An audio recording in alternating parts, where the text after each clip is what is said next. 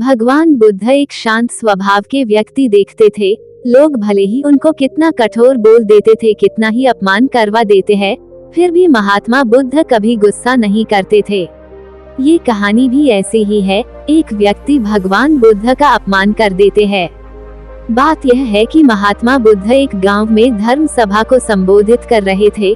वहां पर बैठे सभी व्यक्ति शांति से भगवान बुद्ध के प्रवचन सुन रहे थे।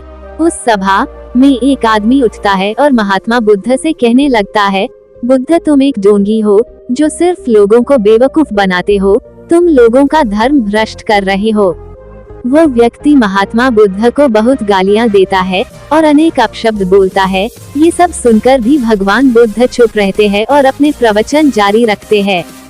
ये देखकर वो व्यक्ति और ज्यादा गुस्सा हो जाता है और वो भगवान बुद्ध के पास आता है और उनके मुंह पर मिट्टी फेंक कर मारता है और वो भगवान बुद्ध की सभा छोड़कर अपने घर चला जाता है।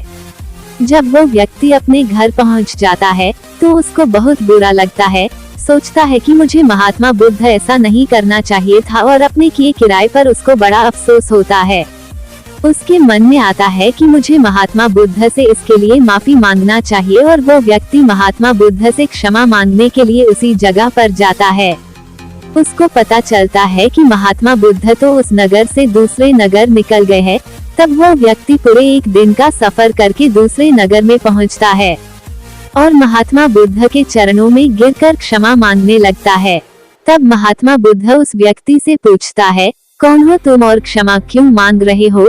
इस पर व्यक्ति बोलता है, महात्मा आप मुझे भूल गए हो, मैं वही हूँ जिसने आपका कल अपमान किया था, भला बुरा कहा था। महात्मा बुद्ध कहते हैं, मैं कल की बातों को वही छोड़ आया और बीता हुआ कल को भूल गया हूँ। तुम अभी भी कल की बातों को याद के परेशान हो रहे हो। तुम्हें अपनी गलती का एहसास हो रहा है, तुम्हें पछतावा हो रहा है, तुम अब निष्पाप हो गए हो।